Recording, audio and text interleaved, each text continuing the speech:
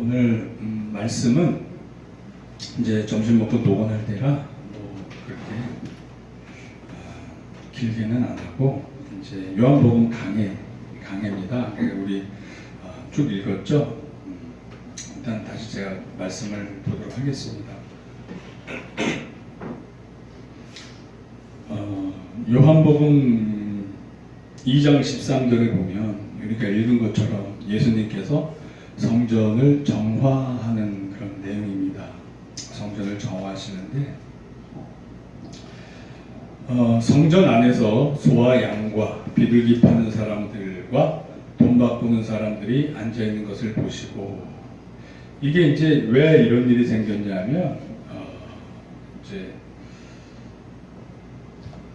지금은 우리가 예수님을 믿어서 그냥 기도하고 회개하고 죄사함 받는데, 당시에는 동물의 피로 각자 자기의 죄를 사하려고 했잖아요. 율법에 따라서. 그래서 뭐 소나 양이나 비둘기나 잡아서, 가난한 사람들은 비둘기를 잡아서 대속을 해야 됐는데, 자기네 집에서 기르던 소나 양을 가져오기가 쉽지 않잖아요. 그리고 특히 디아스포라, 명절에 이렇게 해외에서 오는 사람들은 더더욱 힘들어요. 그 소나 양 이 재물을 구하기도 힘들고 옮기기도 힘들고 하니까 어느 순간에 성전에서 이러한 재물들을 갖춰놓고 팔기 시작한 거예요. 갖춰놓고 팔기 시작했는데, 뭐가 문제가 되기 시작했냐면, 원래 성전의 목적은 기도하기 위한 집이라고 예수님께서도 말씀을 하셨잖아요. 그런데 이 목적에서 벗어나기 시작했어요. 그 용도가. 그러니까 주객이 전도되기 시작한 거예요. 그게 뭐냐면 교회에서 장사를 하기 시작한 거예요. 그러니까 교회 앞마당에서 이러한 재물을 팔기 위해, 성전 앞마당에서 이런 재물을 팔기 위해서는 제사장과 그 종교 지도자들의 허락이 없으면 불가능한 일이에요. 즉 종교 지도자들과 상인들과 결탁이 일어나고, 거기서 판매되는 대금의 얼마씩 종교 지도자들이 챙기기 시작한 거예요. 네. 그런 어떤 이권을 갖게 된 거예요. 자연스럽게. 근데 문제는 또 어떤 문제가 있었냐면, 그러다 보니까 이제 이권의 눈이 어둡게 되니까 원래 율법에서는 흠이 없는 이런 재물을 드리게 돼 있단 말이에요. 근데 그냥 흠이 있거나 없거나 상인, 거기 성전 내에서 파는 재물들은 무조건 교회에서 받아주는 거예요. 억셉트 해주는 거예요. 흠이 있거나 없거나. 왜? 결탁이 돼 있으니까. 거기서 남는 돈을 자기네가 챙기니까. 근데 정말 흠없는 양을 집에서부터 잘 끌고 왔는데 거기서 브레이크를 거는 거예요. 이거 흠이 없는 양인데도 이거 흠 있네? 이렇게 빠꾸 시키는 거예요. 그러면 울며 겨자 먹기로 그 흠 있는 그 성전 안에 양을 사서 그걸 제물을 드리는 거예요. 그래서 거기가 강도의 소굴이 되는 거예요. 예수님이 그래서 강도의 소굴이란 말이 그래서 나온 거예요. 그러니까 첫 번째 가장 문제되는 거는 목적이 주객이 전도된 거. 두 번째는 그러한 시대 권력의 차이에 따라, 그러니까 권력의 횡포라고 볼 수 있죠. 그런 걸 통해서 자기네들이 이득을 취하는 이런 뭔가 위력에 의한, 어쩔 수 없는, 그러니까 국내 소비자 보호법 뭐 이런 거 있잖아요. 소비자는 약자다 그래서 소비자 보호법 이런 게 있잖아요. 근데 당시에는 그런 게 없었잖아요. 그러니까 이 일반 서민들은 약자란 말이에요. 근데 이 제사장이나 이 지도자들은, 종교 지도자들은 강자란 말이에요. 그러니까 강자의 위치에서 돈을 벌기 위한 횡포를 부리는 거예요. 그러니까 이게 강도의 굴혈, 강도의 소굴이 되는 거예요. 그래서 이제 예수님께서 막 탓을 하죠. 특히 이런 부분, 이제 고아와 과부를 긍휼히 여기는 이런 하나님 마음에서 이러한 건 더 안 좋게 받아들여지죠. 더 안 좋게 받아들여지죠. 이제 권력의 불균형에서 약자가 손해보고, 그 율법도 어기게 되잖아요. 어쩔 수 없이 성전 안에 있는 흠 있는 양으로 제물을 바치면 율법과도 안 맞잖아요. 그 하나님이 받으실지 안 받으실지도 몰라요. 왜? 율법에는 흠 없는 양을 바치라고 했는데, 울며 겨자 먹기로. 그리고 또 비싼 그 바가지를 씌우면 바가지 씌우는 대로 비싼 돈 주고 사서 바쳐야 돼요. 그런 상황에서는 어쩔 수가 없어요. 자기네가 집에서 가져온 거 온전한 양 가져왔는데 안 받아주고, 자기네가 파는 것만 받아주면 웃돈을 주고서라도 그걸 사서 해야 돼요. 흠이 있건 없건. 네, 얼마나 불합리해요. 그러니까 강도의 구렬이 되었다, 이런 말씀을 하시는 거예요. 자, 그래서 이런 기도처가 이런 상거리 장소로 바뀌게 됨으로써 어떤 신성 모독이 일어나는 거죠. 신성 모독이 일어나게 되는 거고, 또 여기 보면 이제 돈 바꾸는 자라고 나오죠. 돈 바꾸는 자는 왜 나오냐면 출애굽기 30장 13절에 보면 반세겔의 성전세를 내라고 그래요. 근데 이게 당시에는 로마의 지배하에 있었잖아요. 근데 이제 로마 화폐나 또 그리스 화폐나 이런 것들은 받질 않아요. 그러니까 율법에 어긋나요. 그래서 그 디아스포라나 이런 사람들이 와서 자기네 돈을 이 반세겔로 바꿔야 돼요. 율법에 따라.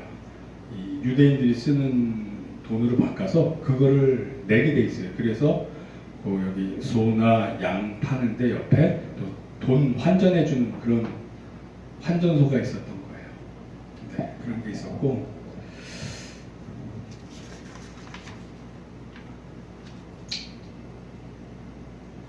네, 그렇습니다. 이제 대충 배경이 그래요. 네, 배경이 그렇고, 17절에 보면 이런 말씀이 있어요. 제자들이 성경 말씀에 주의 전을 사모하는 열심이 나를 삼키리라 한 것을 기억하더라. 제자들이 성경 말씀에 주의 전을 사모하는 열심이 나를 삼키리라 한 것을 기억하더라. 이거는 시편 69장 9절을 인용한 내용이에요. 시편에 나오는 내용인데, 다윗이 이제 위기 상황에 있을 때 고백한 건데, 이게 또 이제 인용이 됐어요. 주의 전을 사모하는 열심이 나를 삼키리라. 이게 무슨 뜻이냐면, 그러니까 지금 당시의 시스템에는 성전에 이런 나름대로의 자기네 카르텔이 형성이 돼 있었던 거예요. 제사장, 상인의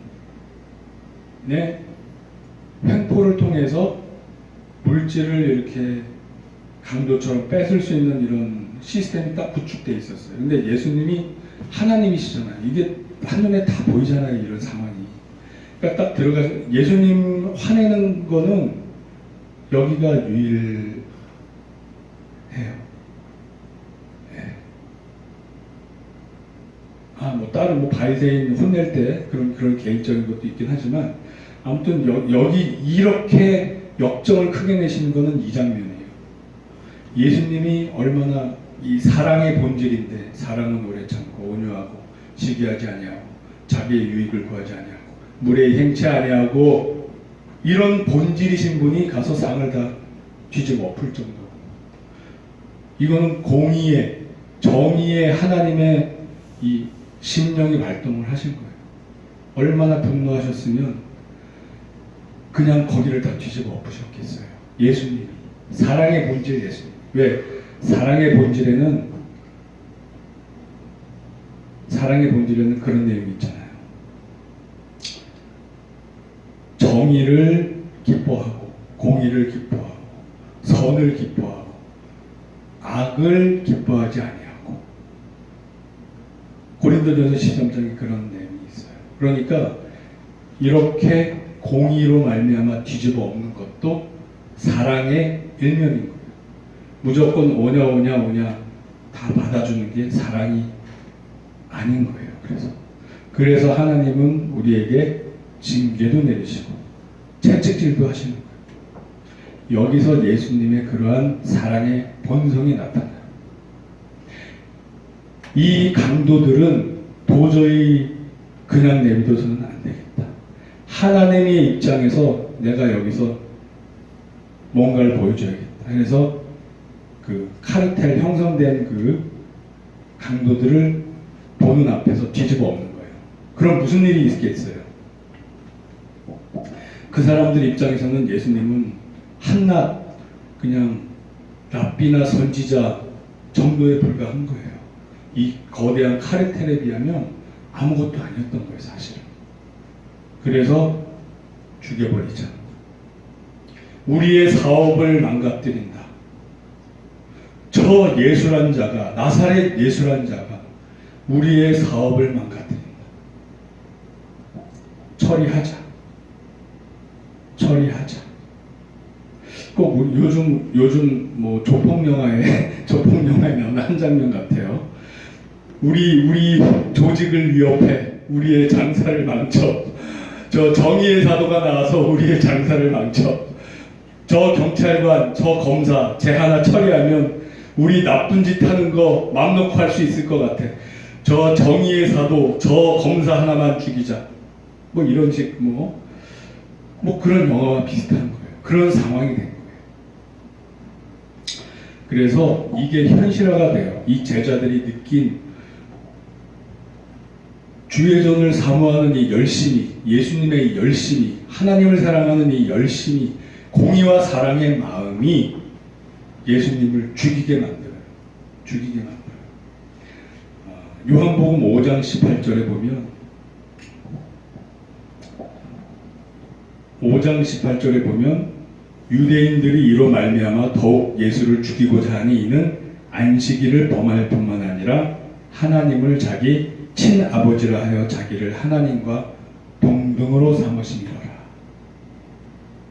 그러니까 이 5장 18절에는 어떤 일이 있었냐면 베데스다 연못에서 38년 된 환자를 예수님이 안식일날 구해주셨어요. 그래서 치유받은 다음에 내 자리를 들고 가라. 그랬더니 거기 율법자들이 뭐라고 그래요? 야, 오늘 안식일인데 너 왜 자리를 들고 가? 누가 시켰어? 예수 그리스도께서 시켰습니다. 그래? 예수 그리스도를 죽이자. 이렇게 된 거예요. 이 걱정이 현실화가 된 거예요. 5장 18절에서 현실화가 되기 시작해요. 근데 구체적으로 이런 카르텔에서 공모를 해서 죽이자 하고 조직적으로 움직이기 시작한 거는 11장 53절에 나와요. 11장 53절. 그러니까 이때부터 이제 조금씩 상황이 악화가 된 거였어요. 조금씩. 그래서 11장 53절을 보면 이때는 나사로를 살린 이후에요. 예수님이 나사로를 살리고 나니까 민심이 예수님한테 또 막 쏠리잖아요. 죽은 자도 살렸다. 그리고 막 쏠리잖아요. 그러니까 이제는 더 이상 안 되겠다. 저 사람을 죽여야 우리가 산다.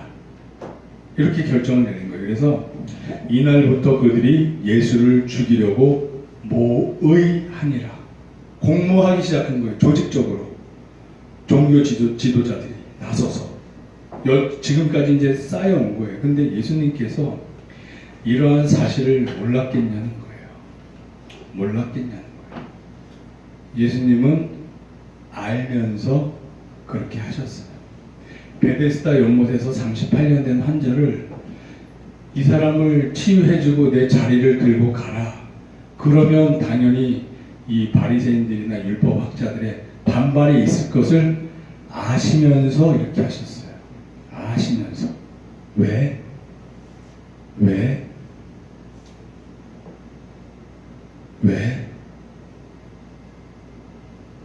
예수님께서는 본인이 가야 될 길을 너무나도 잘 알고 계셨어요. 그렇게 정의와 공의와 사랑을 보이면 빛과 어둠은 함께 할 수 없어요. 이 어둠의 세력은 빛을 제거하려고 해요. 자기네가 살기 위해서. 자기네 양심이 찔리니까. 그래서 십자가에 못 박게 되게 돼 있어요. 예수님은 그걸 다 알고 있었어요. 다 알고 있었어요. 예수님이 비유로 포도원 비유 이런 거 많이 얘기하잖아요. 뭐 주인이 상속자를 보냈는데 그 종들이 막 상속자까지 다 죽이고 나중에 주인이 와서 어떻게 하겠느냐 막 이런 비유를 말씀하시죠. 그런 거예요. 네. 그래서 예수님은 알면서도 사랑과 공의가 무엇인지 우리가 알기를 원하셨어요. 그러니까 예수님은 미래도 다 보고 다 알고 계시는 분인데 내가 지금 여기 베데스다 연못에 38년 된 환자를 안식일날 고쳐주는 이 공의를 보여주시고 왜? 나는 안식일의 주인이니라. 하나님이신 걸 스스로 보이시면서 그러니까 일거양득인 거예요. 내가 하나님인 거를 안식일의 주인인 거를 보이시면서 또 공의와 사랑을 보이시면서 하나님을 믿는다면서 믿지 않는 저들의 타켓이 스스로 되는 거예요. 십자가에 달리실 길을 스스로 형성해서 만드신 거예요. 그렇게 십자가에 달려서 돌아가셔야만 온 인류를 구원하시고 하나님의 뜻을 이룰 수 있었기 때문에 아멘. 저와 여러분들도 주님께 받은 사명이 다 있어요. 그러면 장기적으로 나는 어떤 길을 어떻게 가야 되는가 이렇게 주님한테 좀 인도하심을 받아서 큰 줄기는 주셔요. 뭐 이렇게 세부적으로 뭐 1년 뒤, 2년 뒤, 3년 뒤, 4년 뒤, 5년 뒤, 뭐 10년 뒤 이렇게 구체적으로 알려주시진 않지만 내가 받은 사명과 나의 나아갈 길을 이제 받는단 말이에요. 그러면 하루하루 살면서 매일매일 주님을 의지하면서 응답을 받으면서 쫓아가는 거죠. 네. 그러니까 우리의 항상 영원한 롤모델은 영원한 우리의 오빠는 영원한 우리의 형님은 예수님이잖아요. 예수님처럼 사명을 명확히 인식하고 그 사명에 맞는 길을 뚜벅뚜벅 한 걸음씩 나가는 거예요. 아멘. 그게 바로 우리의 삶이에요.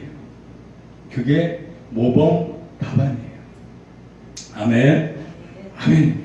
그래서 그렇게 이때는 제자들이 좀 깨어 있었나 봐요. 영적으로 예수님의 이런 행동을 보시고 주의 전을 사모하는 열심히 나를 삼키리라 한 것을 기억할 정도로 영감이 깨 있었어요. 이 제자들이 왔다 갔다 했죠. 좋았다 나빴다.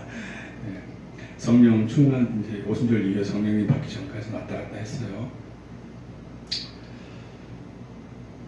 자, 근데 이제 18절에 보면 이에 유대인들이 대답하여 예수께 말하기를 내가 이런 일을 행하니 무슨 표적을 우리에게 보이겠느냐. 표적을 보이라 이거예요. 예수님이 그동안 표적을 안 보이셨나요? 많은 표적을 보이셨어요. 보고도 안 믿는 거예요. 보고도 무시하는 거예요. 왜? 자신들의 정욕이 앞서기 때문에. 정욕으로 눈이 가려졌기 때문에. 보고도 못 보고 보고도 안 보는 거예요. 네, 저와 우리 진리와 사랑교회 형제 자매님들은 하나님께서 인도해 주시는 배우자를 보고도 못 보는 일이 없고 보고도 안 보는 일이 없고 보고 취할 수 있는 축복이 있기를 바랍니다. 아멘. 아멘. 그러기 위해서는 우리가 영적으로 깨어 있어야 돼요. 항상 주님의 뜻 안에 동행하고 있어야 분별이 돼요. 아멘. 아멘입니다. 예수께서 대답하여 이르되 너희가 이 성전을 헐라 내가 사흘 동안에 일으키리라. 이게 아주 수수께끼 같은 얘기를 하셨어요. 이 성전을 헐라. 그랬더니 유대인들이 이르되 이 성전은 46년 동안의 지역권을 내가 3일 동안에 일으키겠느냐 하더라. 이에 예수는 성전된 자기 육체를 가르쳐 말씀하신 것이라. 죽은 자 가운데 살아나신 후에야 제자들이 말씀하신 것을 기억하고, 그러니까 예수님은 본인이 십자가에 못 박혀 돌아가셨다가 3일 만에 부활하실 것에 대해서 이 성전을 헐라고 말씀을 하신 거예요. 그러면 3일 만에 일으키리라 말씀하신 거예요. 이런 같은 의미의 맥락의 비유가 또 있어요. 마태복음 12장 39절을 보면 예수께서 대답하여 이르시되 악하고 음란한 세대가 표적을 구하나 선지자 요나의 표적밖에는 보일 표적이 없느니라. 이 같은 뜻인 거예요. 요나가 물고기 뱃속에서 3일 동안 있다가 나왔잖아요. 이거나 성전 헐었다가 3일 만에 세워지는 거나 같은 의미인 거예요. 그러면 예수님은 왜 이렇게 알아듣기 어렵게 비유를 여기서 성전 비유를 말씀하셨을까? 왜일까요?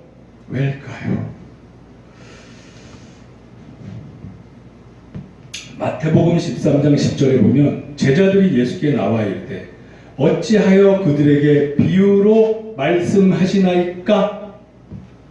궁금하잖아요. 물어봤어요. 예수님의 말씀이에요. 대답하여 이르시되 천국의 비밀을 아는 것이 너희에게는 허락되었으나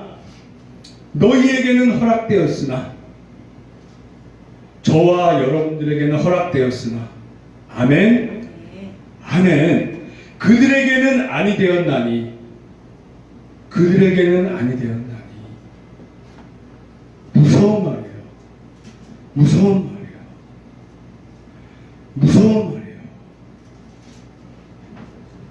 이사야의 예언이 그들에게 이루어졌으니 일렀으되 너희가 듣기는 들어도 깨닫지 못할 것이요 보기는 보아도 알지 못하리라.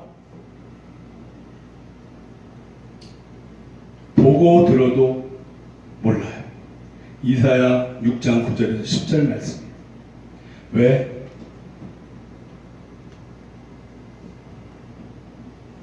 자기 정욕으로 눈이 가려져 있어요. 진리를 봐도 진리를 보질 못해요. 그런 상태에 있어요.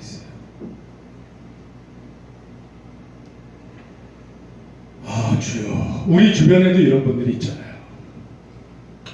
그러나 우리가 전도에서 사도 바울의 꺼풀이 벗겨졌듯이, 성령 충만하면서 벗겨졌듯이 우리가 전도해서 그 꺼풀을 벗겨줘서 우리 교회로 인도해서 천국까지 인도합시다.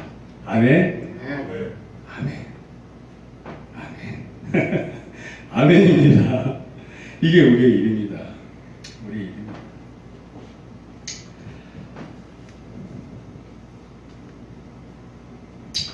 네, 그렇습니다. 그래서 이 성전이 고린도전서 3장 16절을 보면 너희는 너희가 하나님의 성전인 것과 하나님의 성령이 너희 안에 계시는 것을 알지 못하느냐 이런 말씀을 하세요. 그러니까 예수님이 자신의 몸을 성전 비유한 거를 사도 바울은 또 이렇게 잘 인용해서 적용을 해요. 충실한 제자죠. 그리고 오늘의 말씀의 결론입니다. 고린도전서 3장 17절 말씀. 누구든지 하나님의 성전을 더럽히면 하나님이 그 사람을 멸하시리라. 하나님이 그 사람을 멸하시리라. 예수님이 성전에서 강도의 소굴을 만들었을 때 뒤집어 엎은 것처럼, 뒤집어 엎으신 것처럼 멸함을 당하리라. 멸함을 당하리라. 하나님의 성전은 거룩하니 너희도 그러하니라. 아멘. 그래서 우리가 성전으로 부르심받은 이 본질을 주객이 전도돼서 이루면 안 돼요. 우리의 삶의 목적의 본질을 놓치면 안 돼요. 하나님과 재물을 겸하여 섬기지 못한다는 말씀이 있잖아요. 지금 이 사람들은 재물의 마음을 빼앗겨서 하나님을 잃었어요. 그래서 구원받지 못하게 됐어요. 이 삶의 목적이 이 땅에 있는 게 아니라 하나님과 영생에 있다는 것을 우리는 한시도 잊지 말고 그분의 인도하심에 따라서 거룩한 성전임을 한시도 잃지 말고 그렇게 우리 안에 우리에게 똑똑똑 놓고 하시는 예수님을 문 열어서 받아들이고 그분과 같이 먹고 같이 살고 그러다 보면 주님이 원하시는 대로 살게 돼 있어요. 긍휼한 마음을 주셔서 어렵고 힘든 사람 돕고 싶어지고 가장 어렵고 힘든 사람이 어떤 사람이겠어요? 예수님을 모르는 사람을 전도하고 싶어지게 되고 아멘. 그래서 저와 우리 교회 형제 자매님들께서 이런 주님의 마음으로 거룩한 성전으로 우리도 천국까지 입성하고 우리 이웃 사랑도 해서 많은 분들을 천국까지 입성시킬 줄로 믿고 기도하며 축복합니다. 아멘. 죄를 사하여 준 것 같이 우리의 죄를 사하여 주십시오. 우리를 시험에 들게 하지 마십시오. 다만 악에서 구하시도록 하십시오. 내 나라와 권세와 영광이 아버지께 영원히 있사옵나니. 아멘. 주님께 영광의 박수.